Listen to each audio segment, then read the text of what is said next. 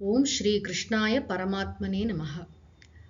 ஸ்ரீமத் பகவத்கீதையை பாராயணம் செய்வதற்கு முன்பு, படிப்பதற்கு முன்பு இந்த தியான ஸ்லோகங்களை படித்துவிட்டு தான் நம்ம படிப்போம். இந்த தியான ஸ்லோகங்கள் மதுசூதன சரஸ்வதி என்ற ஒரு பெரிய மகாத்மா அருளியது. அற்புதமான ஸ்லோகங்கள். இந்த முதல் ஸ்லோகத்துல பகவத்கீதைக்கு நமஸ்காரம் பண்றோம். பகவத்கீதை தான் நம்முடைய தாய். ஒரு அம்மா என்ற ஸ்தானத்துல பகவத்கீதையை வைத்து, மா தாயே பகவத்கீதே எங்களுக்கு அருள் புரி என்று அவளிடம் பிரார்த்தனை செய்கிறோம். ஸ்லோகத்தை படிக்கலாம்.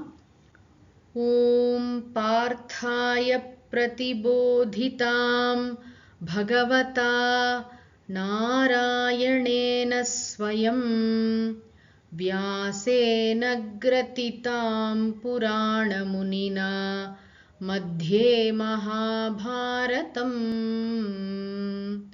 अद्वैतामृतवर्षिणीं भगवतीम् अष्टादशाध्यायिनीम् अम्ब त्वामनुसन्दधामि भगवद्गीते भवद्वेषिणीम्. அம்பன்னு சொன்ன அம்மா பகவத்கீதை என்ற தாயே, உன்னுடைய பெருமையை சொல்லி நமஸ்காரம் பண்றோம். எப்பயுமே இந்த ஸ்துதி பண்ணும்பொழுது ரெண்டு விஷயம் சுவாமிஜி சொல்லுவாங்க. ஸ்தோத்திரம் பண்ணும்பொழுது நன்றாக ஸ்துதி பண்றது பகவான, அதுக்கப்புறம் எங்களுக்கு இதை கொடு என்ற மறைமுகமான பிரார்த்தனையும் அதில் ஒளிந்திருக்கும். பகவத்கீதை என்ற தாய் எப்படிப்பட்டவள்? பார்த்தாய பிரதிபோதிதாம். பார்த்தன்னு சொன்னா அர்ஜுனன்.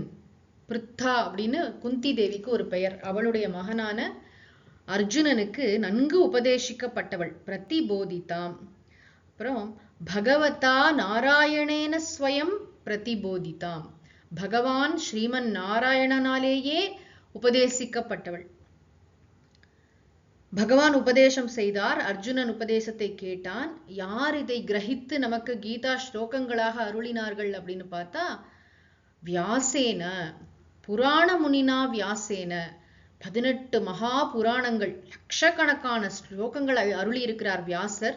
அந்த வியாச முனிவர் இருக்கார் இல்லையா, வியாச பகவான், அவர் இதை கிரகித்து, இந்த ஸ்லோகங்களை கிரகித்து, பகவான் சொல்கின்ற அந்த கருத்துக்களை கிரகித்து, மத்தியே மகாபாரதம்னா மகாபாரதத்தினிடையே வைக்கப்பட்டவள். அர்ஜுனனுக்கு பகவான் நாராயணனால் உபதேசிக்கப்பட்டவள்.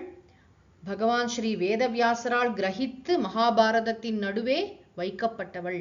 இந்த 700 ஸ்லோகங்கள் இருக்கே, ரொம்ப பகவத்கீதை என்பது மகாபாரதத்தின் ஒரு பகுதி. மகாபாரதத்துல 1,00,000 ஸ்லோகங்கள் இருக்கு. அதுல 700 ஸ்லோகங்கள் பகவத்கீதை. இந்த பகவத்கீதை எப்படிப்பட்டவள் அப்படின்னு பார்த்தா, அத்வைத அமிர்த வர்ஷினீம். வர்ஷினீம்னா அப்படியே மழை மாதிரி பொழியறாளாம். எதை? அமிர்தத்தை. என்ன அமிர்தத்தை? அத்வைத்தமாகிய அமிர்தத்தை. அத்வைத ஞானம் என்று சொன்னால் இரண்டற்ற மெய்ப்பொருள் ஒன்றே எங்கும் நீக்கமர நிறைந்திருக்கிறது. நான் உண்மையில் அந்த மெய்ப்பொருளே, இருப்பதெல்லாம் மெய்ப்பொருள் மட்டுமே, இரண்டாவதாக ஒன்றுமே இல்லை என்ற அந்த அத்வைத ஞான அமிர்தத்தை பொழியக்கூடியவள். பகவத்கீதையை படித்தால் நமக்கு நல்ல அத்வைத ஞான நிஷ்டை உண்டாகும். பகவான் ஆதிசங்கரருடைய பாஷ்யத்துடன் நம்முடைய குருமார்கள்லாம் அற்புதமான உரைகள்லாம் கொடுத்திருக்காங்க. ஒரு ஸ்லோகத்தையும் எப்படி நம்ம புரிஞ்சுக்கணும் என்பதை ரொம்ப அழகாக நமக்கு எடுத்து சொல்லியிருக்காங்க. ஆக அத்வைத்த அமிர்த வர்ஷினி. அமிர்தத்தை அப்படியே பொழியறாளாம். அமிர்தம்னாலே நமக்கு தெரியும், மரணமற்ற தன்மையை அருளக்கூடியது. இந்த கீதையை நன்றாக படித்தோம் என்று சொன்னால் மரண பயம் போய்விடும். நம்முடைய மரணத்தை பற்றியோ பிறருடைய மரணத்தை பற்றியோ பெரிதாக நம்ம அலட்டி கொள்ள மாட்டோம். ஏன்னா அந்த மரண பயம் தான் எல்லா பயத்துக்கும் அடிப்படைன்னு சொல்லுவாங்க. செத்து போயிடுவோமோன்ற பயம் தானே. உடல் நிச்சயமாக அழியும், ஆன்மா அழியாது. நாம் ஆன்மஸ்வரூபம். இந்த ஞானத்தை நம் மனதில் ஆழ பதிக்கக்கூடியது பகவத்கீதை. அதான் அத்வைத்த அமிர்த வர்ஷினீம் பகவதீம். இந்த பகவான், பகவதி என்ற சொல்லுக்கு ஒரு அழகான பொருள் இருக்கு. பகம்னு சொன்னா 6 உயர்ந்த பண்புகள். 6 பண்புகளை உடையவர் தான் பகவான். பகம் என்றால் 6 பண்புகள். என்ன 6 பண்புகள்னா, எல்லையற்ற அறிவு. பகவான் எப்படிப்பட்டவர்னா அனைத்தும் அறிந்தவர் இல்லையா?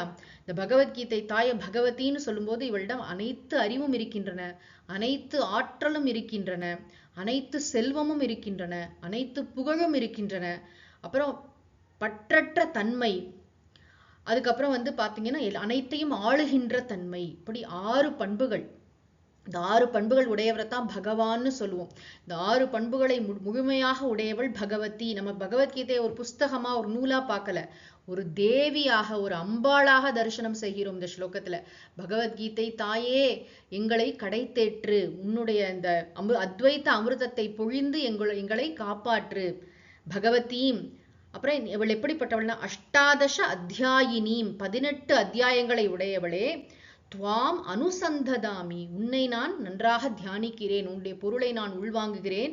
ஹே பகவத்கீதே அம்ப, நீ எப்படிப்பட்டவள்னா கடைசி வார்த்தை பாருங்க, பவத்வேஷினீம். பவத்வேஷினீம்னா நம்முடைய பிறவி தலையை அறுப்பவள், இனி பிறவா பெருநிலையை அருள்பவள்.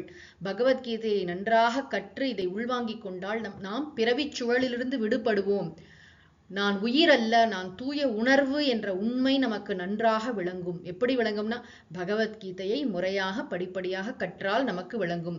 ஆக பகவத்கீதையோட பெருமையை எப்படி சொல்லிட்டார் பாருங்க கம்பீரமா. அந்த ஒரு ஸ்லோகத்துல அர்ஜுனனுக்கு உபதேசிக்கப்பட்டவளே, பகவான் ஸ்ரீமன் நாராயணனாலேயே அர்ஜுனனுக்கு உபதேசிக்கப்பட்டவளே, புராண முனிவரான வியாசரால் கிரகித்து மகாபாரதத்தினிடையே வைக்கப்பட்டவளே, அத்வைத்த அமுதத்தை பொழிபவளே, பகவதியே, 18 அத்தியாயங்களை உடையவளே, பிறவி தலையை அழிப்பவளே. அம்மா பகவத்கீதே, உன்னை நாங்கள் நன்றாக நமஸ்காரம் செய்கிறோம், தியானம் செய்கிறோம். உன்னுடைய அருள் என்றென்றும் எங்களுக்கு பரிபூர்ணமாக இருக்கட்டும் என்ற ஒரு அழகான பிரார்த்தனையாக இந்த முதல் ஸ்லோகம் அமைந்திருக்கிறது. ஓம் சாந்தி சாந்தி சாந்திஹி. हरिः ओम तत्सत्. श्रीकृष्णार्पणमस्तु.